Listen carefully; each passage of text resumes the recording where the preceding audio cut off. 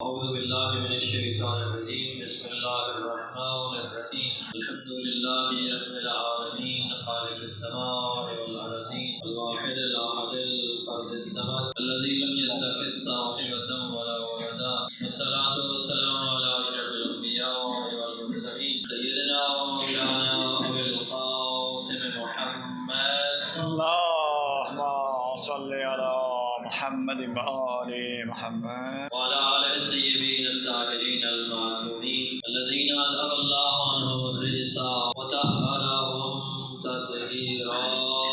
اللهم صل على محمد وآل محمد. رحمة على محبيهم ومواليهم واللعنة على أعدائهم من يوم عداوتهم إلى يوم الدين والدين إلى أبد الآبدين. أما بعد سب سے پہلے دعا ہے بارگاہ العزت سے کہ تمام مومنین یہ عبادات و طاعات کو اپنی بارگاہ میں منظور و مقبول فرمائے.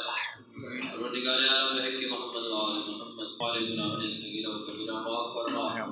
مومنین کو باقی اتفاق و اتحاد عطا فرما. مومنین کو بیداری عطا فرما. اپنے دین کو سمجھنے اور اس پر عمل کرنے کی توفیق عطا فرما. امام زمان کا جلد از جلد ظہور فرما. اللهم صل على محمد وآل محمد. ماہ رجب انتہائی برکت کا مہینہ ہے، بہت زیادہ مناسبات ہیں اس کے اندر. 13 رجب المرجب گزری ہے امیر المومنین علی بن ابی طالب علیہ السلام کا میلاد مبارک تھا. اس کے علاوہ اور بھی بہت سی مناسبتیں اس مہینے کے اندر، بالخصوص 25 رجب جو آگے ہے ہفتے میں اتوار کے دن آ رہی ہے. ہمارے ساتویں امام موسیٰ کاظم علیہ السلام کی یوم شہادت ہے. ایسے تو تمام ائمہ مظلومیت کی زندگی گزارتے رہے ہیں اور تمام ائمہ کی شہادت بھی مظلومیت کی شہادت ہے، لیکن امام موسیٰ کاظم کی ایک منفرد خصوصیت یہ کہ آپ نے جتنا عرصہ قید میں گزارا کسی بھی اور معصوم نے اتنا عرصہ براہ راست قید میں نہیں گزارا. نظر بندی رہی ہے کہ تھوڑا عرصہ سے زیادہ قید و بند کی سہولتیں اور مشکلات امام موسیٰ کاظم علیہ السلام کو برداشت کرنی پڑی، لیکن اس کے باوجود ہم دیکھتے ہیں کہ امام کا رابطہ اپنے شیعوں سے پھر بھی مضبوط رہا ہے اور اپنے شیعوں کو آپ نے کسی بھی حال میں تنہا نہیں چھوڑا. ہمیشہ ان کی خبرگیری کرتے رہے ہیں اپنے نمائندوں کے ذریعے سے. ویسے تو ہم اس بات کے عادی ہیں کہ ذکر کر دیا جاتا ہے شہادت کا، مظلومیت کا، لیکن جب مظلومیت کا یا اتنی طویل اسیری کا ذکر آتا ہے تو پھر ایک سوال بھی اٹھتا ہے کہ آخر کیا وجہ تھی کہ امام کو اتنا طویل عرصہ قید کی زندگی گزارنی پڑی، اتنی طویل اسیری کی برداشت کرنی پڑی. اس کی وجہ سوائے اس کے اور ہمیں کچھ نظر نہیں آتا، کیونکہ حکومت وقت کو امام کے وجود سے خطرہ تھا، امام کی سیاسی سماجی فعالیتوں سے خطرہ تھا، جتنا امام کا رابطہ تھا لوگوں سے، جتنا ایک متحرک زندگی گزار رہے تھے. قید و بند نہ ہونے کے باوجود جب بھی قید سے رہی تھی، چونکہ کئی بار آپ کو اسیری میں ڈالا گیا، ایک بار میں کئی بار زندان میں ڈالا گیا، تو جب بھی موقع ملتا رہائی کا تو پھر آپ اپنے ساتھیوں سے، اپنے شیعوں سے، اپنے ماننے والوں سے پھر رابطہ استوار کرتے. اسی وجہ سے حکومت وقت کو پھر خطرات لاحق ہوتے تو پھر آپ کو اسیری میں ڈالا جاتا. تو آپ کی یہ زندگی ہمارے لیے بہت ساری چیزیں چھوڑ گئی ہے کہ ہم اس بات کو بھی دیکھیں، اگر حکومت وقت کے ساتھ اگر حکومت اپنے صحیح طریقہ کار کے مطابق نہ ہو، اگر زبردستی اپنا طریقہ کار مسلط کرنے کی کوشش کرے تو پھر اس کے مقابلے کے لیے تحریکوں کو منظم کرنا پڑتا ہے، پھر اس حکومت کے مقابلے کے لیے منظم جدوجہد لازمی ہو جاتی ہے. ایک چیز جو نظر آتی ہے مجھے کسی حد تک آج کے حالات سے مشابہت نظر آتی ہے، وہ یہ کہ وہ زمانہ تھا خلیفہ ہارون الرشید کا. اب تو خلفاء کا نام لیتے ہوئے بھی ڈر لگتا ہے، کہیں خلیفہ کا نام بھی بغیر لقب کے لے لیا تو کہیں اس پہ بھی توہین خلافت کا نیا پرچہ FIR کا اعتراض ہی نہ ہو جائے، کیونکہ جس تیزی سے پھیلایا جا رہا ہے اس قانون کو، اس کے بعد بعید نہیں ہے کہ قریب یہ تمام خلفاء ایمان کا حصہ بن جائیں اور ان کا نام احترام سے لینا ضروری ہو جائے، اور پھر کل کو ہم اتفاق میں کہنا پڑے چلیں جی ان کا نام احترام سے لے لیں، یہ ان کے محترم ہے. تو بہرحال وقت بدلتے دیر نہیں لگتی. اس زمانے میں میں عرض کر رہا تھا کہ تھوڑی سی مشابہت نظر آتی ہے مجھے. خلیفہ جو تھا نا ہارون الرشید، اس کے دور میں بھی ایک خاص فکر کو مسلط کرنے کی کوشش کی. وہ بھی چونکہ مذہب کا سہارا لیتا تھا، عوام کے اوپر اپنی حکومت کو قائم رکھنے کے لیے، برقرار رکھنے کے لیے، مسلط کرنے کے لیے اور اپنی حکومت کو مذہبی جواز فراہم کرنے کے لیے اس نے بہت سارے درباری فقہا اکٹھے کر رکھے تھے اپنے ارد گرد، اور ان کی مدد سے اس نے ان کو خوش کرنے کے لیے وہ ان کی مرضی کی مخصوص فکر نافذ کرتا تھا، اور اس طرح وہ اسے مذہبی جواز شوق سے نام ہے، اس زمانے کے نام لینا ابھی شاید مناسب نہ ہو اور وقت بھی نہیں ہے کہ اتنا ہم اس پہ بات کر سکیں. تھوڑا سا وقت ہوتا ہے جمعے کے دن میں، موضوعات زیادہ ہوتے ہیں، سب پہ بات کرنا بڑا مشکل ہو جاتا ہے. تو آج کے دور میں بھی ہمیں یہی چیز نظر آتی ہے کہ آج بھی اسی طرح ہی ہو رہا ہے. مخصوص فقہ کو نافذ کرنے کی کوشش کی جا رہی ہے اسلام کے نام پر. جیسا کہ گزشتہ ایک دو جمعہ میں عرض کر چکا ہوں، چیزیں مزید آج بھی عرض کروں گا کہ یہ موضوع ایسا نہیں ہے کہ ہم اس سے سادگی سے گزر جائیں. یہ ایسی چیزیں نہیں ہیں کہ آپ خاموش رہ جائیں. وقت اور زمانے کا تقاضا یہ ہے کہ اپنے اندر بیداری بھی پیدا کریں اور اپنے اندر ایک منظم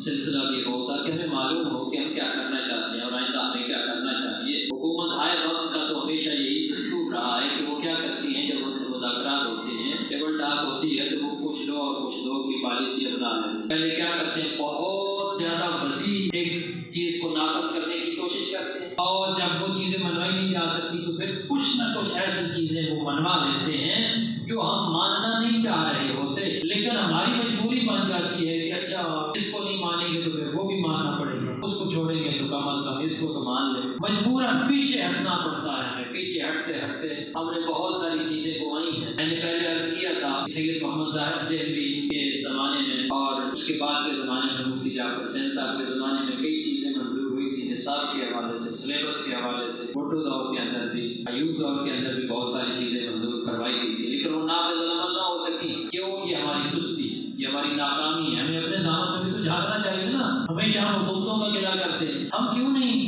اس بات کو سوچتے کہ یہ ہماری کمزوری ہے کہ ہم وہ جو چیزیں ہم نے حاصل کی تھی وہ بھی ہم دوبارہ اپنے ہاتھوں سے گوا بیٹھے. جب ایک الگ اسلامیات منظور ہو چکی تھی، اگر کیا وجہ بنی کہ وہ اسلامیات بھی اب نہیں چل رہی، اور اگر وہ طریقہ کار استعمال نہیں ہو سکتا، وہ دوبارہ نہیں آ سکتا، تو پھر ہمارا راستہ کیا اختیار کریں؟ یہ سوچنا پڑتا ہے. اور یہ سوچنے کی کوشش تبھی ہم کریں گے کہ جب ہم اس مسئلے کے سارے جوانب سے آگاہ. گزشتہ جمعہ میں جیسا کہ میں نے عرض کیا تھا، اسلامیات کا جو پیٹرن فیڈرل گورنمنٹ نے دیا ہے اس کے حوالے سے میں نے بہت ساری چیزیں آپ کی خدمت میں پیش کی تھی، اور اسی حوالے سے آپ یہ نہ سمجھیے کہ یہ صرف پیٹرن ہے. میں نے عرض کیا تھا کہ پہلے سے 5ویں تک کی کتب چھپ چکی ہیں، 6 سے 8ویں تک اس سال چھپنی ہے. یہ جو نیا سال تعلیمی شروع ہوگا، اور 8ویں 9ویں 10ویں کی اس سے اگلے سال میں شروع ہو جانی ہے. چھپ کے میں آ جو چھپ کے آ چکی ہیں ان کے اندر جو گورنمنٹ نے جتنی انسٹرکشنز دی ہوئی ہیں ان ساروں چیزوں کو فالو کیا ہے. اور یہ مسئلہ صرف اسلامیات کی حد تک نہیں، یہ بات میں توجہ دلانا چاہتا ہوں کہ مسئلہ صرف اسلامیات کی کتاب کی حد تک نہیں ہے. اب یہ مت سمجھیے کہ صرف اسلامیات کو تبدیل کرنے سے مسئلہ حل ہو گیا. مسئلہ یہ ہے کہ ان لوگوں نے اسلامیات کے علاوہ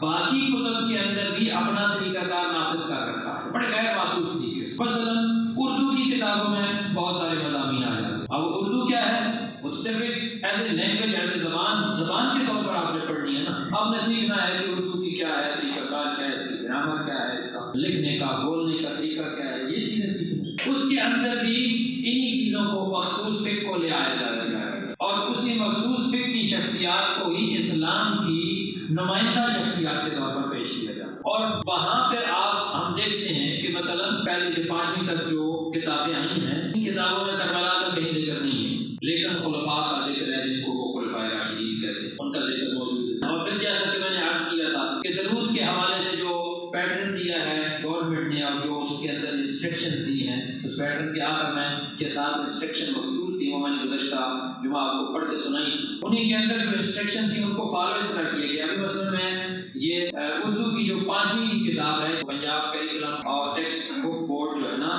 جو اس نے چھاپی ہے، گورنمنٹ کی چھپی ہے، اس کے اندر یہ جو پہلا سبق، دوسرا سبق ہے رحمت عالم. اب اس کی آپ ہیڈنگ ہی دیکھیں، لکھا ہوا رحمت عالم صلی اللہ علیہ وآلہ وصحبہ وسلم. یعنی آپ یہ نہ سمجھیں کہ بس صرف گورنمنٹ نے انسٹرکشن دے دی اور بات ختم ہو گئی. ختم نہیں ہوئی، اس کا امپلیمنٹ بھی ہو چکا ہے، اور ہم ابھی تک خاموش بیٹھے ہیں. جب سبق شروع ہوتا ہے تو کہتے ہیں حضرت محمد رسول اللہ خاتم النبیین صلی اللہ علیہ وآلہ وصحبہ وسلم. پورا وہی لمبا چوڑا درود جس کا کہیں کوئی مطلب ہے ثبوت موجود نہیں ہے، اور جو متنازع ہے. یعنی آپ کے لیے ہوگا مقدس، ہر مذہب کے اپنے اپنے عقیدے ہوتے ہیں، اس میں تو ہم کہتے ہیں کہ ہر مذہب اپنے عقیدے کے مطابق رہے، لیکن اپنا مذہب دوسروں کے اوپر کیوں ٹھونسا جائے؟ اپنا عقیدہ دوسروں کے اوپر ٹھونسنے کی اجازت تو نہیں ہے نا اس قانون کے اندر، آئین کے اندر یہ اجازت موجود ہے. تو اس میں آپ دیکھ رہے ہیں کہ رسول حضرت محمد کا جہاں نام آتا ہے، ساتھ رسول اللہ خاتم النبیین صلی اللہ علیہ علیہ وعلی آلہ وصحبہ وسلم. یہ جتنی بار بھی نام آیا ہے یہاں پر اس کے اندر یہ پورا درود انہوں نے لکھا ہوا. اچھا صرف اردو کی کتاب میں نہیں بلکہ انگلش کی بکس کے اندر جو ہے نا وہ بھی اسی طرح صورتحال. جہاں بھی نام آیا ہے مثلا یہاں یہ میرے پاس چوتھی کی جو ہے نا وہ انگلش کی کتاب ہے, پہلا اس کا سبق ہے The Great Caliphs of Islam. اس کے اندر بھی جہاں پر نام آیا ہے they were close companion of حضرت محمد کے نام کے آگے بریکٹ میں لکھا ہے رسول اللہ خاتم النبیین صلی اللہ علیہ وعلی آلہ وصحبہ وسلم. یہ گورنمنٹ کی چھپی ہوئی بک ہے, ٹیکسٹ بک کے اندر یہ پورا درود لکھا ہوا. اچھا صرف درود نہیں لکھا ہوا, جب بات آ گئی تو میں یہ کچھ بکس بھی ساتھ لایا ہوں, کچھ تو میں نے پکچرز بنائی ہوئی ہیں. یہ انگلش کی میرے پاس جو ہے نا وہ گورنمنٹ جو Punjab curriculum and text book board جو ہے نا اس کی چھپی ہوئی ہے, 4 کی ہے. میں آج ہی دیکھ رہا تھا اتفاق سے پیپر چیک کر رہا تھا بچوں کے, تو میرے سامنے یہ چیز آ گئی. تو یہ پہلا جو اس کا لیسن ہے, فرسٹ چیپٹر ہے اس کا عنوان یہ The Great Caliphs of Islam, اسلام کے عظیم خلفاء. یہ کون عظیم خلفاء ہیں؟ یہ وہی ہیں کہ جنہیں وہ خلفائے راشدین کہتے ہیں. نیچے بھی کم گیا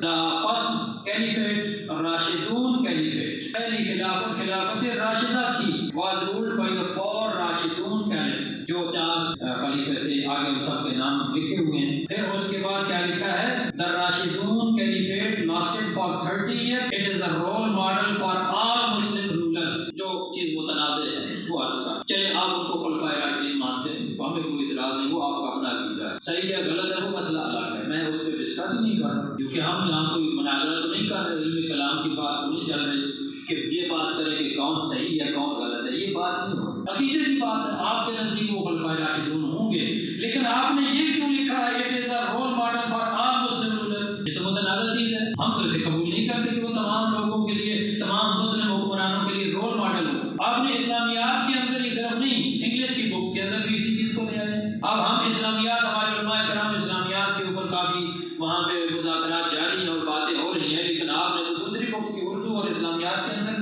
اردو اور انگلش کے اندر بھی یہ چیزیں لے کر آ گئے. تو کنفلکٹ تو بنے گا, یہاں پر تنازع بنے گا, اختلافات بنے گے, اختلافات تو پیدا ہوں گے. آپ یہ چاہتے ہیں کہ لوگوں کو یہی, اپنی نئی نسل کو یہی باور کروایا جائے, ان کو یہی یقین دلوایا جائے کہ یہی رول ماڈل ہیں, یہی رول ماڈل ہے مسلمانوں کے لیے. بھائی آپ کے لیے رول ماڈل ہوں گے, ہمارے لیے تو نہیں, ہم تو تسلیم نہیں کرتے. یہ تو اختلافی مسئلہ ہے. جو اختلافی مسائل ہیں ان کو کیوں لایا جاتا ہے مشترکہ نصاب کے اندر؟ جیسا نے عرض کیا تھا کہ اگر گورنمنٹ ضروری سمجھتی ہے ان چیزوں کو, مذہبی چیزوں کو لانا ہی چاہتی ہے, تو وہ چیزیں لے کر آئے جو مشترکات ہیں, جس کو سب لوگ قبول کرتے ہیں, جس کو تمام فرقے کم از کم قبول کریں, ایکسیپٹ کریں, وہ چیزیں لائی جائیں. اور جو اختلافی چیزیں ہیں وہ سلیبس کے اندر نہیں آنی چاہیے, یا پھر یہ ہے کہ سلیبس الگ الگ ہو, جو اس سلیبس کو قبول کرتے ہیں ان کے لیے الگ ہو, جو نہیں قبول کرتے جیسے شیعہ ہیں, شیعہ بچوں کے لیے الگ دینیات ہو. ایک ہی آپشن ہے جو پہلے بھی استعمال ہوتا ہے, شیعہ بچوں کے لیے الگ دینیات ہو, اہل سنت بچوں کے لیے الگ دینیات ہو. صرف دینیات نہ ہو, پھر دینیات الگ کرنے کے بعد مہربانی فرما کر اردو اور انگلش کے چیپٹرز میں بھی ان چیزوں کو داخل نہ کیا جائے. انگلش میں صرف انگلش پڑھنا, کیونکہ وہاں انہوں نے ایسی لینگویج پڑھنا ہے انگلش کو, کہ اس کی گرامر کیا ہے, اس کو کس طریقے سے پڑھنا, کیسے لکھنا, کیسے, وہ ساری چیزیں پڑھائیں نا. اس کے اندر پھر آپ مذہب کو کیوں کثیر کر لے آتے ہیں؟ اردو میں اردو پڑھائیں صرف, یہ بھی ضروری ہے. مطالبے میں یہ چیزیں بھی رکھنی چاہیے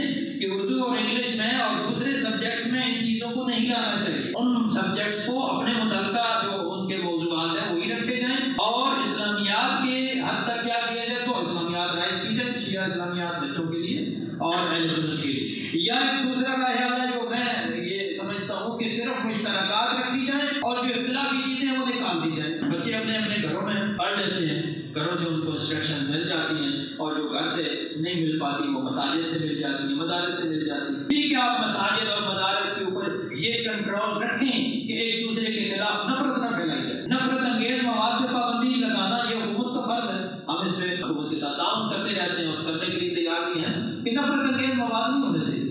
لیکن جو ہر مذہب کا, ہر مسلک کا اپنا عقیدہ ہے, اپنا طریقہ کار ہے, وہ خود ہی پڑھائے گا. شیعہ نے نماز کیسے پڑھانی ہے؟ وہ شیعہ کا عالم دین یا شیعہ کے جو بچوں کے والدین ہیں وہ نہیں پڑھائیں گے. اسکول ٹیچر کو انہیں صحیح نہیں بتائے گا نا کہ اس نے کیسے نماز پڑھنی ہے, کیسے وضو کرنا ہے, یا اس نے کیسے کس کس کو فالو کرنا ہے, رول ماڈل کیا ہے. شیعہ کے لیے رول ماڈل چہردہ معصومین ہے, خلفاء نہیں ہے, اور آپ نے یہاں پر خلفاء کو رول ماڈل بنا دیا ہے. شیعہ کے لیے صرف چہردہ معصومین رول ماڈل ہے, اہل سنت کے لیے خلفاء رول ماڈل ہیں. تو ہوتے ہیں وہ آپ کے لیے ہیں, وہ ہمارے لیے نہیں. اس چیز کو کیا ہے وہ توجہ اس چیز کی طرف رکھنی رکھنی چاہیے، اور ان چیزوں پر جب بات ہوتی ہے تو یہ ذہن میں رکھنا چاہیے۔ اچھا پھر یہ کیا کرتے ہیں، مثلاً اردو کی کتاب میں یہ 5ویں کی کتاب ہے، اس کا 11واں سبق جو ہے وہ خلیفہ سوم کے بارے میں، حضرت عثمان غنی رضی اللہ تعالیٰ عنہ۔ ٹھیک ہے جی، آپ ان کو خلیفہ سوم مانتے ہیں، لیکن ہمارے نزدیک تو وہ خلیفہ برحق نہیں ہے۔ واضح سی بات ہے، 14 صدیوں سے یہ اختلاف چلا آ رہا ہے کہ ہمارے نزدیک خلیفہ برحق نہیں ہے۔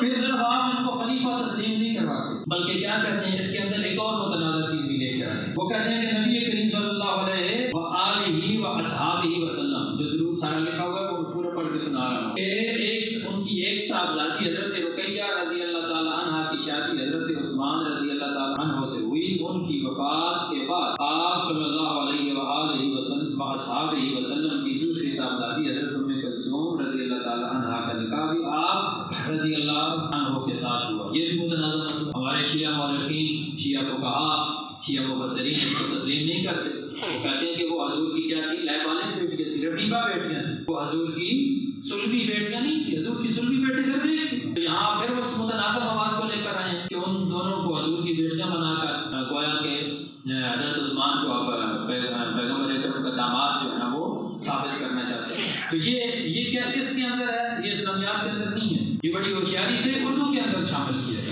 تاکہ اسلامیات پہ جب اعتراض ہو تو یہ چیز تو بہرحال ایک سائڈ پہ ہو جائے نا، محفوظ رہے، اس چیز کو وہ محفوظ رکھنا چاہتے ہیں۔ یہ ہوگی اردو کی بات۔ اسی طرح یہ جو میں نے ابھی چیپٹر انگلش کی بک 4 کے اندر سے آپ کو سنایا تھا، جس میں انہوں نے فقہا کو، اس کے اندر ایک اور چیز بھی ہے کہ ایک تو یہ چیز کہ انہوں نے 4 خلفاء کو خلفائے راشدین قرار دے کر رول ماڈل قرار دیا۔ دوسری بات کہ جب آگے چل کے کہتے ہیں کہ مثلا حضرت عمر was elected as the second caliph of Islam، یہ ایک اور مغالطہ ہے، یہ صرف عقیدتی مغالطہ نہیں، تاریخی مغالطہ نہیں۔ elected کی بات کہاں سے آ گئی، جب آپ کی ساری تاریخی کتابوں میں لکھا ہے کہ خلیفہ اول حضرت ابوبکر نے نام لیا تھا کہ میرے بعد سب لوگ حضرت عمر کی بیعت کر لیں، تو یہ سلیکٹڈ ہے یا elected ہے؟ تو آپ نے کتاب کے اندر کیا ہے وہ elected بنا دیا ان کے اندر۔ صرف آپ مذہبی مغالطے نہیں پھیلا رہے، آپ تاریخی مغالطے بھی پھیلا رہے ہیں، اور آپ یہ چاہتے ہیں کہ اس کو ہی سارے لوگ تسلیم کر لیں، یہ تو ممکن نہیں ہے نا۔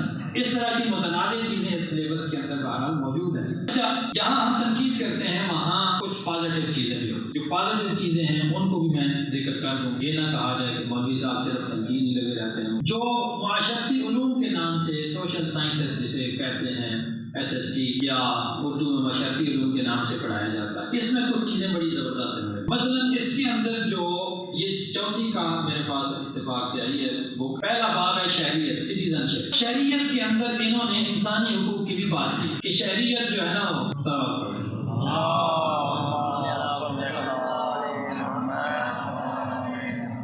2-3 منٹ ہیں، میں اپنی بات مکمل کروں۔ اس کے اندر جو ہے نا انہوں نے انسانی حقوق، بنیادی انسانی حقوق بچوں کو سکھانے، یہ بہت پازیٹیو چیز ہے۔ تمام بچوں کو میں سمجھتا ہوں کہ انسانی حقوق سکھانے چاہیے، یہ ضروری بھی ہے۔ یہاں انہوں نے فنڈامنٹل ہیومن رائٹس لکھے ہیں کہ چند ایک بنیادی انسانی حقوق ہیں، ہر شخص کو آزادانہ زندگی گزارنے کا حق حاصل ہے، تمام انسان رنگ، نسل، زبان اور ثقافت کے اعتبار سے برابر ہیں، ہر شخص کو مذہبی آزادی حاصل ہے۔ تو جو ہے ادھر آپ پڑھا رہے ہیں ہر شخص کو مذہبی آزادی حاصل ہے، ادھر اسلامیات میں صرف ایک مذہب سب پر لاگو کرنا چاہتے ہیں، یہ کنٹرڈکشن بھی آپ کو دکھانا چاہ رہا ہوں۔ اچھا، ہر فرد کو تعلیم کا حق حاصل ہے، ٹھیک ہے، بہت اچھی بات ہے جناب، کیونکہ اتنی بچے جو ہیں وہ سکولوں سے باہر ہیں، اس کا ذمہ دار کون ہے؟ ایسا تو اس کی ذمہ دار نہیں ہے۔ تمام بچوں کو تعلیم ریاست کیوں نہیں دلاتے؟ کروڑوں بچے سکولوں سے باہر ہیں جو سکول گوئنگ ایج میں چل رہے ہیں۔ قانون کی نظر میں تمام انسان برابر ہیں، یہ بہت اچھا سبق ہے، عملی طور پر بھی ایسا ہونا چاہیے۔ بڑے بڑے جو لوگ ہوتے ہیں وہ قانون سے بچ جاتے ہیں، بڑی مچھلیاں بچ جاتی ہیں اور چھوٹی پھنس جاتی ہیں۔ ملک کی جغرافیائی حدود کے اندر ہر کسی کو آزادانہ نقل و حرکت کا حق حاصل ہے، بہت اچھی بات ہے، ہر انسان کو اظہار رائے اور تقریر کا حق حاصل ہے۔ یہ دیکھیے، یہ ہمیں بہت پازیٹیو چیزیں جو ہے نا اس کے اندر شامل کی ہیں معاشرتی علوم کے اندر، یہ پہلے نہیں ہوتی تھی، ابھی یہ شامل کی ہیں، تھوڑا عرصہ ہوا، تو یہ بہت اچھی چیزیں ہیں۔ بچوں کو انسان کی حیثیت سے بھی یہ سیکھنا چاہیے کہ ہم as a human, as a انسان، ایک انسان ہونے کی حیثیت سے ہمارے کیا حق کیا ہیں اور ہمارے فرائض کیا ہیں، ایک دوسرے کی آزادی کا ہم نے کیسے احترام کرنا ہے، ایک دوسرے کے مذاہب کا کیسے احترام کرنا ہے، ایک دوسرے کے عقیدوں کا کیسے احترام کرنا ہے، یہ بھی سمجھنا چاہیے۔ لیکن یہاں ایک چیز ہے، ذرا دیکھیے، معاشرتی علوم کے اندر انسانی حقوق پڑھائے جا رہے ہیں لیکن اسلامیات کے اندر اسلامی حقوق نہیں آئے۔ اسلامیات کے اندر جماعت دوم کے نصاب میں جانوروں کے حقوق بتائے گئے ہیں، یہ دوسری جماعت کا جو سلیبس دیا گیا ہے نا پیٹرن، اس کے اندر ہے کہ جانوروں کے حقوق سے بچوں کو آگاہ کرنا، یہ اس کی ہیڈنگ دی گئی ہے باقاعدہ۔ جانوروں کے حقوق ہیں ہیں اور انسانوں کے کوئی حقوق نہیں. اسلامیات کے اندر آپ اس کو کیوں نہیں لائے؟ بچوں کے اندر ایک پیدا نہیں ہوگا، ان کے اندر ذہن میں تضاد پیدا ہوگا، سوچ جو ہے نا ان کی سوچ ایک جگہ یکسو نہیں ہو سکے گی. اور ادھر جو ہے وہ حقوق العباد پڑھائے جاتے ہیں، وہ انسانی حقوق نہیں، حقوق العباد. حقوق العباد میں کیا میاں بیوی کے حقوق، ہمسایوں کے حقوق، والدین کے حقوق، بچوں کے حقوق، یہ سارے اس کے اندر ڈیٹیل میں موجود ہیں. جو پچھلی دفعہ بھی آپ کو پیٹرن سنایا تھا، اس میں یہ سارے حقوق العباد کے عنوان سے ساری چیزیں لکھی گئی ہیں کہ یہ ساری سکھائیں. لیکن ایک انسان کی انسان ہونے کی حیثیت سے کیا حقوق ہے، پوری اسلامیات اس سے خالی ہے، پہلی سے لے کر 10ویں. اور وہ اسلامیات کے اندر بھی پڑھانے چاہیے، صرف معاشرتی علوم میں نہیں، تاکہ بچوں کو یہ معلوم ہو کہ اسلام بھی ان حقوق کا احترام کرتا ہے اور اسلام بھی ان حقوق کو کیا ہے، رسمیت دیتا ہے. وگرنہ ایسا ہوگا کہ بچوں کی اسلامی سوچ اور ہوگی اور شہری سوچ اور ہوگی، اس طرح بھی ان کے اندر جو ہے نا وہ فکری طور پر جو ہے وہ تضاد پیدا ہوگا. یہ وہ پوائنٹس ہیں یا نکات ہیں کہ جن کی طرف توجہ کرنا ضروری ہے اور اس چیز کو سنجیدہ لینا چاہیے سلیبس کے معاملے کو. اگرچہ مذاکرات چل رہے ہیں لیکن یہ ساری چیزیں ہمارے علم میں ہونی چاہیے تاکہ ہمیں بعد میں بھی معلوم ہو سکے کہ حکومت واقعی ہمارے ساتھ کیا کر رہی ہے اور واقعی ہمارے پورے مطالبات تسلیم ہوتے ہیں یا نہیں ہوتے. خداوند متعال سے یہ دعا ہے کہ تمام مومنین کو باہمی اتفاق و اتحاد عطا فرمائے اور اپنے حقوق کے لیے مل کر متحد ہو کر کھڑے ہونے کی توفیق عطا فرمائے. السلام علیکم.